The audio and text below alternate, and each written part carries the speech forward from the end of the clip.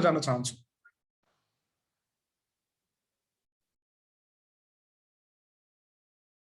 Okay, अब हामी gravitational फोर्सको कुरा गर्दै गर्दाखेरि ग्राभिटेशनल फोर्सलाई हैन ग्राभिटेशनल फोर्स चाहिँ के कुरामा चाहिँ डिपेन्ड हुन्छ भन्ने कुरामा चाहिँ ग्राभिटेशनल फोर्स जहिले पनि मास र डिस्टेन्समा चाहिँ डिपेन्ड हुन्छ भन्ने कुरा चाहिँ हामी गरिसकेका छौं र यो मास र डिस्टेन्सको कारणले गर्दा ग्राभिटेशनल फोर्समा भेरिएसन हैन ग्राभिटेशनल फोर्समा विविधता देखा पर्छ भन्ने कुरालाई चाहिँ हामी यहाँ अलि डिटेलली एक्सप्लेन गर्न गइरहेका छौं। When mass is changed, मासलाई चेन्ज गर्ने keeping the distance between them is constant. Sorry. When mass is changed, keeping the distance between them is के गर्ने त कन्स्ट्यान्ट राख्ने है। तिनीहरु यहाँ कन्स्ट्यान्ट भन्ने वर्ड छुटेछ, यसलाई चाहिँ तपाईहरु बुझ्नुस् हैन। तिनीहरु बीचको डिस्टेन्सलाई चाहिँ कन्स्ट्यान्ट राख्ने, तर चाहिँ मासलाई चाहिँ चेन्ज गर्यो भने के हुन्छ त भन्दा ल सुरुमा हेर्नुस्। If the mass of one of the body is double, त्यहाँ त दुईटा बडी छ नि त, तल इमेजमा पनि हेर्नुस्। एउटा A भन्ने बडी छ,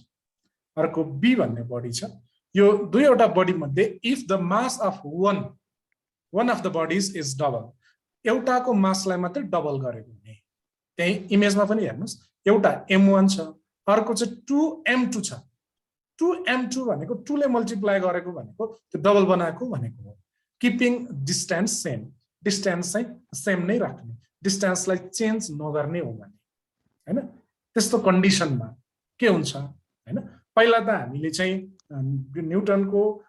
युनिभर्सल ल अफ ग्राभिटेसन अनुसार चाहिँ उनले भनेको स्टेटमेन्टलाई, उनले भनेको ललाई चाहिँ हामी पहिला यहाँ उल्लेख गर्छौं। Let consider the mass of body A B m1 हैन। B यहाँ चाहिँ B भएछ के, B नै हुनुपर्ने, क्यापिटल B हुनुपर्ने यो B को। B को मास चाहिँ m2 and the distance between their center be D हैन। तिनीहरु बीचको सेन्ट्रल डिस्टेन्स भनेको D छ भने then the force of gravitation is given by F equal to G m1 m2 by d square हुन्छ। यो चाहिँ हामी यो पहिलो क्लासमा हैन गइसकेको क्लासमै पढिसकेको हो। युनिभर्सल ललाई भेरिफिकेसन गर्दाखेरि यो चाहिँ न्युटनले भनेको एउटा फर्मुला हो। फर्मुला कतिखेर एप्लाई हुन्छ त भन्दाखेरि यदि दुईवटा वस्तुहरु A र B भन्ने दुईवटा अब्जेक्ट छ, तिनीहरुको चाहिँ मास चाहिँ m1 and m2 छ हैन भने तिनीहरु बीचको डिस्टेन्स D भएको कन्डिसनमा चाहिँ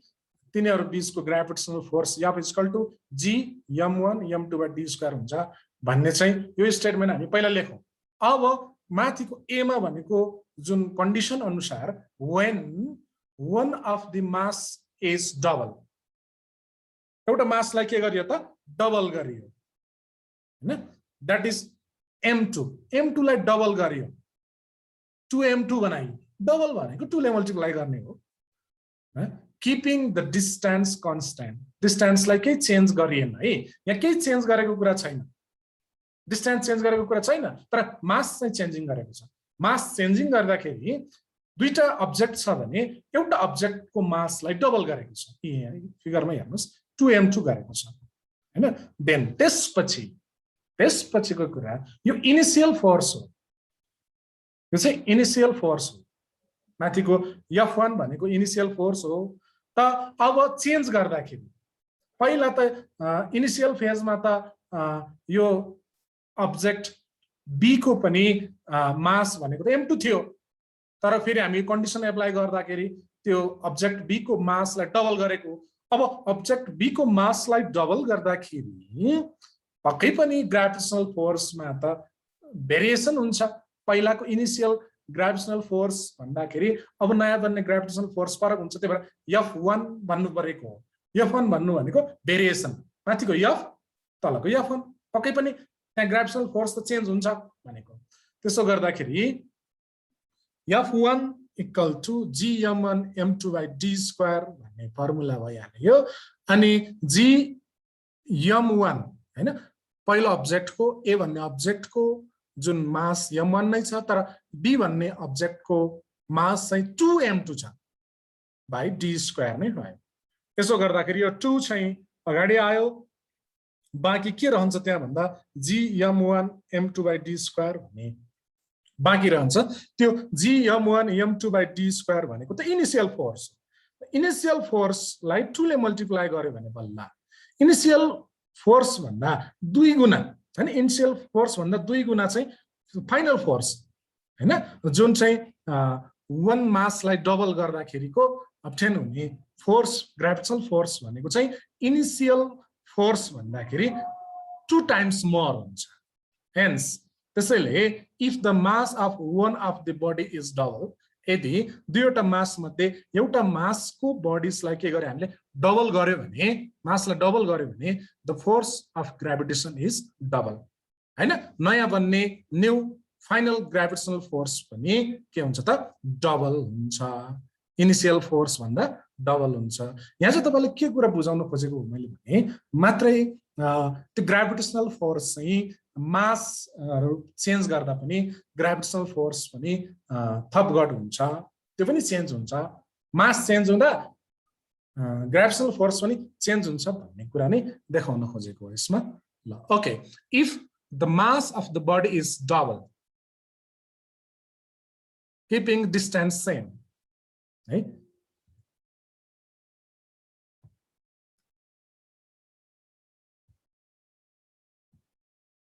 if the masses भनेपछि के बुझ्नु भने त्यो दुईटै अब्जेक्टलाई डबल बनाइदिने भनेको 2m1 बनाउने हैन अनि 2m2 बनाउने अनि फर्मुलामा राखेर हेर्ने हैन के हुन्छ त फाइनल ग्रेभिटेशनल फोर्स यो चाहिँ तपाई आफै गर्नुस् अस्ति पनि मैले गर्न दिएको थिएँ होला यो त के रे त्यो चाहिँ डिस्टेन्सको केसमा दिएको थिएँ अहिले मासको केसमा दिइरहेको छु मैले हैन ल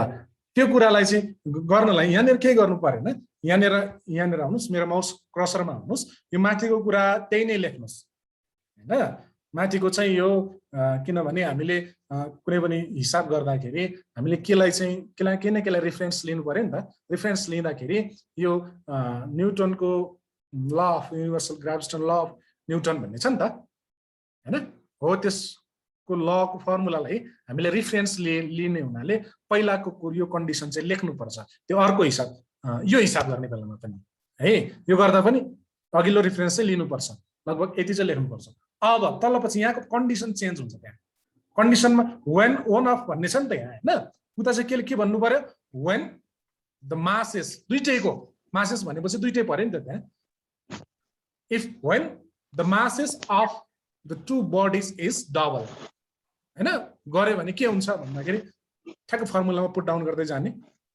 यहाँनिर फर्मुलामा पुट डाउन गर्दै जाने g m1 m2 / d square formula राख्ने अनि के हुन्छ त भन्दाखेरि g m1 को ठाउँमा 2m1 into 2m2 किनभने दुईटैलाई डबल गरेपछि त 2 ले मल्टिप्लाई गर्नु पर्यो नि त मासलाई हो त्यसरी राख्दा यहाँ तल 4 आउँछ है अब यहाँ के गर्नु पर्यो तपाईले if the masses of the body is double the force of gravitation is 4 times के than initial म्युट गर्नुस् है भाउजू म्युट गर्नुस् है डिस्टर्बेन्स आछ म रेकर्डेड गरिरहेको छु भिडियो यो कुरा पनि याद होस् ओके अब यो अस्ति पनि गरेको हो आज पनि फेरि हेरौँ हैन केही छैन when the अब चाहिँ डिस्टेन्स चेन्ज गरौँ अघि मास चेन्ज गर्यो हामीले अब डिस्टेन्स चेन्ज गरौँ when the distance between their center is changed तिनीहरुको सेन्ट्रल डिस्टेन्स चेन्ज गर्ने कीपिङ their masses constant मासलाई चाहिँ केही चेन्ज नगर्ने m1 m2 नै राख्ने जहिले पनि हैन हो यसमा पनि रेफरेन्स लिनु पर्यो हैन if the distance between their center is half यदि तिनीहरुको सेन्ट्रल डिस्टेन्स हाफ गरियो कीपिङ देयर मासेस सेम हैन मास चाहिँ सेम राखियो भने हेर्नुस् है let consider the mass of body A B1 M1 and B यहाँ चेन्ज गरिहाल्नु पर्यो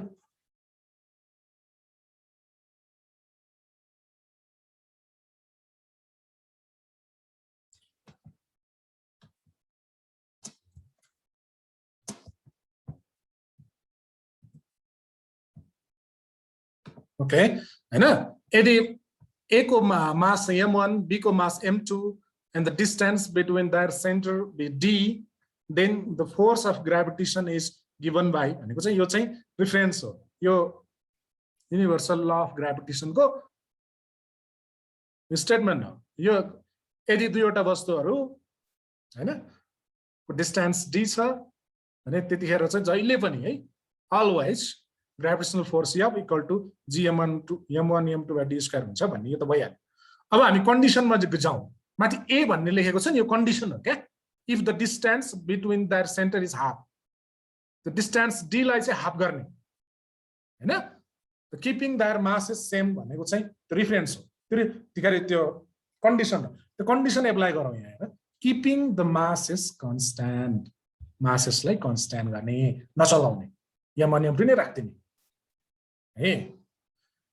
if their distance between their center is made half distance लाई हाफ बनाउने भने त दुईले भाग गर्ने हो नि त डिवाइड बाइ 2 गरे भने हाफ हुन्छ त्यस्तो कन्डिसनमा f1 इक्वल टु के हुने भो gm1 m2 किनभने m1 m2 त्यो त चेन्ज गर्ने पाइएन हामीले डिस्टेन्स गरे मासलाई त कन्स्ट्यान्ट राख्ने भनेको छ अनि d/2 किन गरियो त भन्दाखेरि कन्डिसनले के भनेछ सेन्ट्रल डिस्टेन्सलाई मेड हाफ भनेछ नि त d लाई 2 ले डिवाइड गर्ने हो यो यसको स्क्वायर जहिले पनि डिस्टेन्सको स्क्वायर हुने अब gm1 m2 भइ गयो तल चाहिँ स्क्वायर खोल्दाखेरि के भयो d²/4 भयो हैन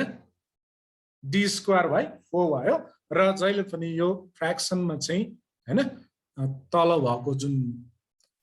हरमा भएको चाहिँ फ्र्याक्सन छ भने जहिले पनि अर्को स्टेपमा जाँदा उल्टिन्छ भनेको 4 माथि जान्छ भने कि माथि जान्छ d² तल नै बस्छ उल्टिन्छ भनेको त्यसरी बुझ्नुस् न है त्यसैले 4 चाहिँ माथि गयो 4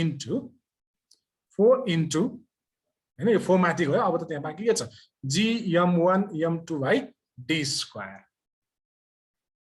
हैन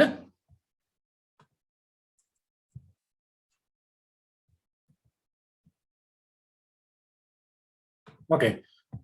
यो स्टेपमा केही कसैलाई कन्फ्युजन छ भने भन्नुस् त म क्लियर गराउँछु कसैलाई केही छ नि यहाँनिर यो स्टेप बुझ्नुहुन्छ अस्ति पनि गरेको हो यो रिपिट भइरहेछ ल ओके हो यसो गर्दाखेरि यो 4 चाहिँ माथि यो तलको फ्र्याक्सन उल्टेपछि माथि गयो हैन इन्टु बाँकी भएको कुरा लेखेको हामी gm1 m2 d² नै लेखेको हो यो भनेको gm1 m2 d² भनेको इनिशियल ग्राभिटेशनल फोर्स हो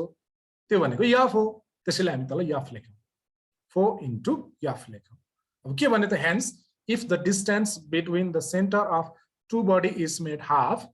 हैन तिनीहरुको सेन्ट्रल डिस्टेन्स हाफ गर्यो भने keeping their mass is constant mass चाहिँ कन्स्ट्यान्ट राखेर सेन्ट्रल डिस्टेन्स हाफ गर्यो भने the force of gravitation become नयाँ बन्ने फोर्स अफ ग्राभिटेसन के हुन्छ become 4 times than the initial force भन्दा 4 टाइम्स मोर हुन्छ के 4 गुना धेरै हुन्छ इनिशियल भन्दा त्यो फाइनल f1 भन्ने यो फोर्स चाहिँ 4 गुना धेरै हुन्छ अर्को जुन तपाईहरुलाई मैले एस वर्क भनेर मैले स्क्रिनमा नै गर्न दिए थिए त्यो कुरा फेरि मैले यहाँ दोहोर्याए अब यहाँ चाहिँ के गर्ने भने if the distance between their centre is made double the डिस्टेन्सलाई डबल बनाउनु 2 ले मल्टिप्लाई गरे भने डबल हुन्छ keeping their mass is same mass चाहिँ चेन्ज नगर्ने हो यसमा let consider the mass of body AB m1 B m2 and the distance between their center be half then sorry the between their center be D यस्तो condition छ भने then यो माथिको त बुझ्नुहुन्छ तपाईहरु then the force of gravitation is given by F equal to gm1 m2 d² यो त मैले एज अ रिफरेन्स हो जहिले पनि लेख्नु पर्छ भनेर भनेको छु यो इनिशियल कन्डिसनमा यदि यस्तो यदि हामीले सपोज गरेको कन्डिसनहरु हैन दुईटा बडी छ तिनीहरुको मास m1 र m2 छ डिस्टेन्स d छ भने ग्राभिटेशनल फोर्स यो हुन्छ भनेर यो त हामीले एज अ रेफरेन्स लिएको यो जहिले पनि लेख्नु पर्छ ओके, अब त्यसपछि कन्डिसनमा आउँछौँ हामी। माथि कन्डिसनले के भनेको छ त भन्दा keeping the mass is constant, mass constant हुनु पर्यो if their distance between their centre is made double. अब डिस्टेन्सलाई डबल बनाउनु, यता हेर्नुहोस्, यसमा भ्यालु पुट गरेको त तपाईँहरू बुझ्नुहुन्छ। 2d को स्क्वायर हो है, यहाँनिर मिस्टेक भन्छ, 2d को स्क्वायर। 2d को स्क्वायर खोल्दाखेरि 4d स्क्वायर हुने भयो। 4d स्क्वायर भनेको के भयो त भन्दाखेरि 1/f हैन, 1/f बाहिर आयो। यहाँ बाँकी भएको चाहिँ के भयो त भन्दाखेरि g m1 m2 d square भन्ने नै बाहिर आयो, त्यही रह्यो हैन। अनि त्यसपछि g m1 m2 d square भनेको त f नै हो हैन। यस्तो हुँदा के भयो त भन्दा यदि दूरीलाई, डिस्टेन्सलाई हामीले डबल गर्यो, टाढा लगेर राख्यो। तपाईहरु आफै इमेजिन पनि गर्नुस्, मैले बोलेको कुरालाई सम्झेर इमेजिन गर्नुस्। दुईटा अब्जेक्टलाई तपाईले फार डिस्टेन्स बनाउनु भयो के, डबल गर्नु भयो। पहिला चाहिँ 10 मिटरमा थियो, अब डबल बनाउने भने त 20 मिटर हो नि त, एकदम टाढा टाढा छ त्यो अब्जेक्टहरु भनेपछि त्यो बीचमा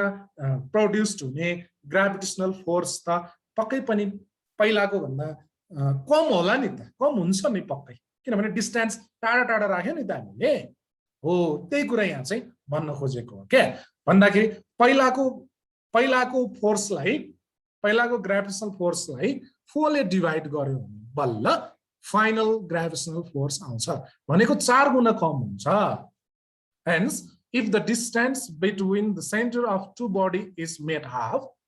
keeping their mass is constant, the force of gravitational becomes 1/4. 1/4 भनेको के हो त, 4 भागमा 1 भाग of the initial force। त सुरुको फोर्सलाई 4 भाग लगाएपछि को 1 भाग, 4 ले भाग गर्ने भने हैन, 4 भागको 1 भाग बल्ल फाइनल फोर्स हुन्छ भनेको। यो चाहिँ एक्जाममा तपाईले यहाँ 4 वटा डिस्टेन्स, एउटा चाहिँ मासलाई चेन्ज गरेको छ। यहाँनिर सुन्नुस् है, मैले 4 वटा कुरामा मैले 3 वटा चाहिँ गरेर देखाएँ, मैले 4 वटा फेरि एकचोटी देखाउँछु। यो मास चेन्ज गर्दाको कुरा हो यो दुईटा। एकचोटी एउटा मासलाई डबल गर्ने,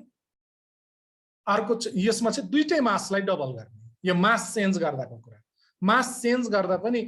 के हुन्छ त भन्दाखेरि ग्राभिटेशनल फोर्समा पनि चेन्जिङ आउँछ।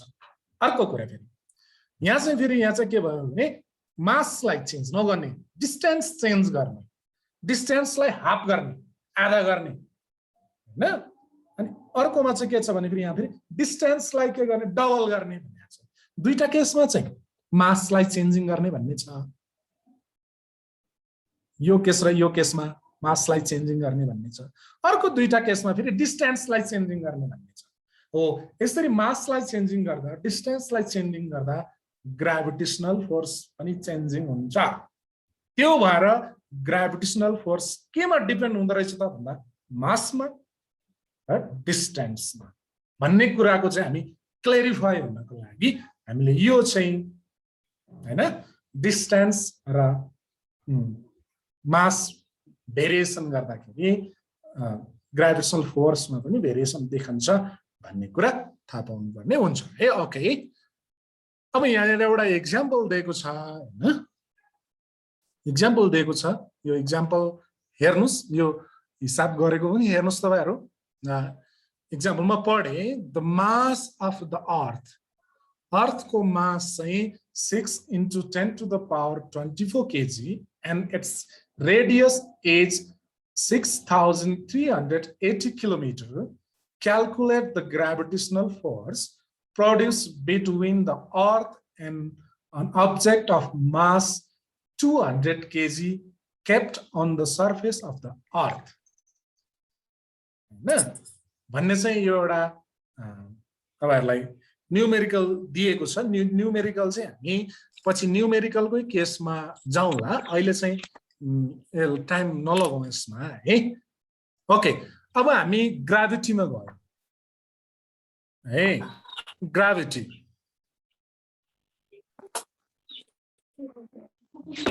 त्यो फिगर हेर्नुस्, यहाँनिरको फिगर, यो फिगर हेरेर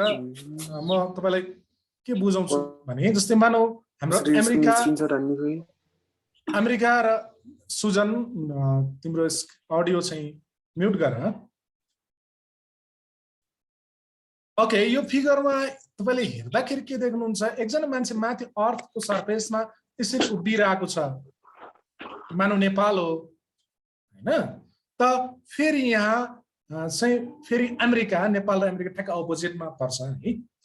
अर्थको सरफेसको कुरा गर्दाखेरि त नेपालमा बस्ने मान्छे त ल यस्तो भिरालो भिरालो भएर अडिएर बस्यो हैन ठीक छ यतिको त अडियो त्यो अमेरिकामा बस्ने मान्छे हेर्नु त यसो हेर्दाखेरि त खुट्टा त्यहाँ टेकेको छ टाउको त तलतिर छ कसरी अडियो होला भन्ने लाग्छ नि त हामीलाई हो यसको रिजन भने चाहिँ यो मान्छेलाई पनि अमेरिकाको मान्छेलाई पनि यो नेपालको मान्छेलाई पनि ग्राभिटीले चाहिँ के गरेको छ pull towards the centre of earth हैन त्यो अर्थले नै के गरेको छ त भन्दाखेरि यिनीहरूलाई पुल गरिरहेको छ तानिरहेको छ टुवर्ड्स इट्स ओन सेन्टर हैन यो अर्थले चाहिँ आफ्नै सेन्टरतिर पुल गरिरहेछ हो यसरी हामी के बुझौँ भने अर्थले आफ्नो सर्टेन फिल्डभित्र सर्टेन फिल्ड है जहाँकोलाई पनि तान्ने भन्ने हुँदैन त्यो अर्थको यो जुन एउटा सर्कुलर फिल्ड हुन्छ त्यो आफ्नो ग्राभिटेसनल फिल्ड पनि भन्छ त्यसलाई त्यो फिल्ड सर्टेन फिल्ड भित्रको सर्टेन क्षेत्रभित्रको कुनै पनि अब्जेक्ट छ भने त्यो भित्र त्यो अर्थले चाहिँ आफ्नो सेन्टरतिर चाहिँ पुल गर्छ क्या तान्छ अर्थसँग त्यस्तो फोर्स हुन्छ त्यस्तो पुल गर्ने फोर्स हुन्छ हैन हो त्यो फोर्स नै ग्राभिटी हो हामी यसको बारेमा जति धेरै कुरा गरे पनि जति धेरै हैन चर्चा गरे पनि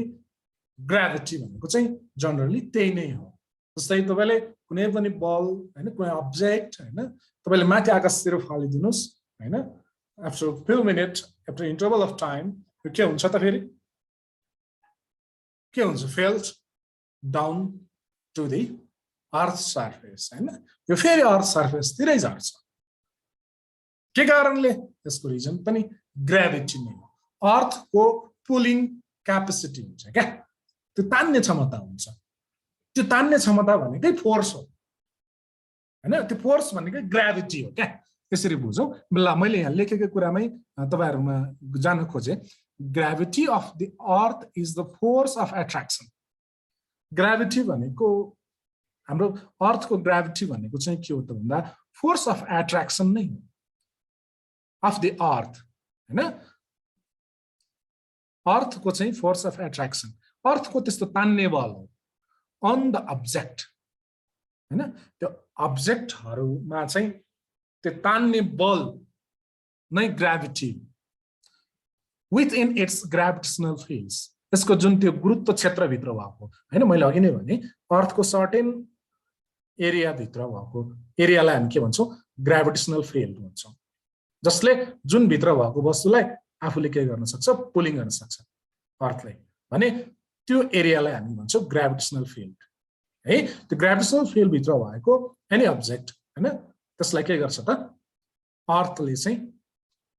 पुल टुवर्ड्स इट्स सेन्टर आफ्नो केन्द्रतिर चाहिँ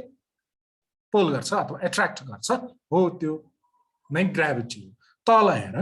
द फोर्स यसको फाइनल डेफिनेसन चाहिँ तल हेरौँ है the force by which a planet, heavenly body pulls every object toward its center is called gravity. हैन ग्राभिटी भनेको के हो द फोर्स ग्राभिटी भनेको फोर्स नै हो by which जसबाट के हुन्छ जसबाट के गर्छ त भन्दा एउटा प्लानेट भनेको जस्तै हाम्रो के भयो अर्थ भयो मार्स भेनस जुपिटर हैन यिनीहरु भयो के हो the force by which a planet or a heavenly body एकदमै ठुलठुलो पिण्डहरु के गर्छ pulls every object हैन every object लाई pull गर्छ कतातिर towards its center is called gravity gravity भनेको force the force माथि नै लेखेको छ नि त the force by which हैन ओके ग्राभिटीको डेफिनेसन छोटो सजिलो यसरी देख्न सकिन्छ अन्ततगत के हो भने force of attraction towards its center of planet or heavenly body हैन त्यही नै हो ओके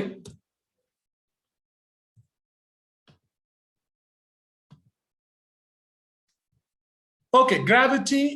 मा पनि ग्राभिटेशनल फोर्स जस्तै फोर्सको कुरा चाहिँ हामी यहाँ एक्सप्लेन गर्न सक्छौं। त्यो फिगरमा हेर्नुस्, यतापट्टि दिएको फिगरमा हेर्नुस्, यो अर्थ हो है, अर्थ हो, अर्थको यो रेडियस हो यहाँ हैन, रेडियस हो। अनि यो स्मल अब्जेक्ट हो, स्मल अब्जेक्ट हैन, यो स्मल एम भनेको स्मल अब्जेक्ट हो।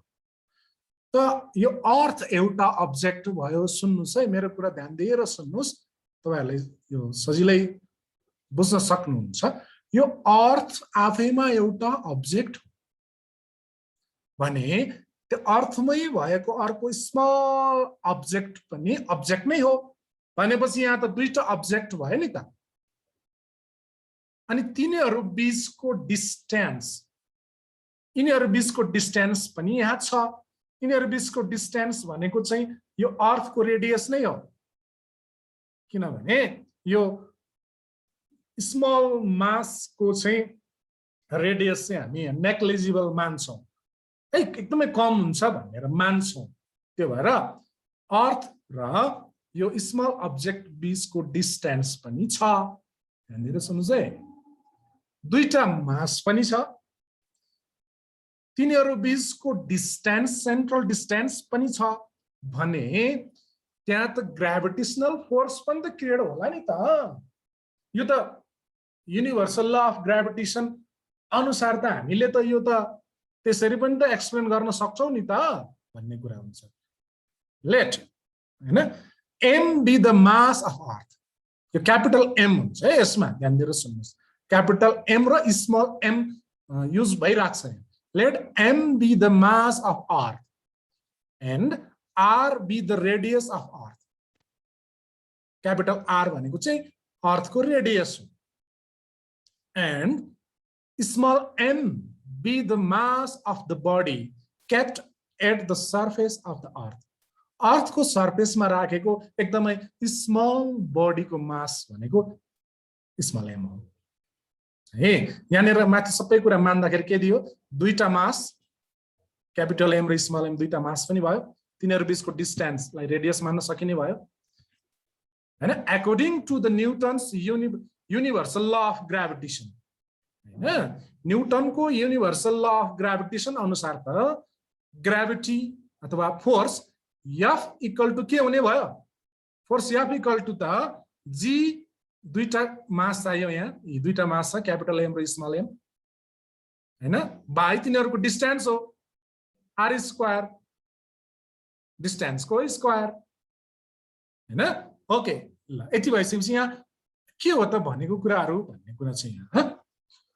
वेयर F भनेको ग्राभिटी हो, W भनेको वेट अफ अ बडी हो, m भनेको मास अफ द अर्थ और प्लानेट हो। W त यहाँ उल्लेख गरेको छैनौ र पनि स्मल m, यहाँ स्मल m हुनु पर्ने, क्यापिटल m भएछ।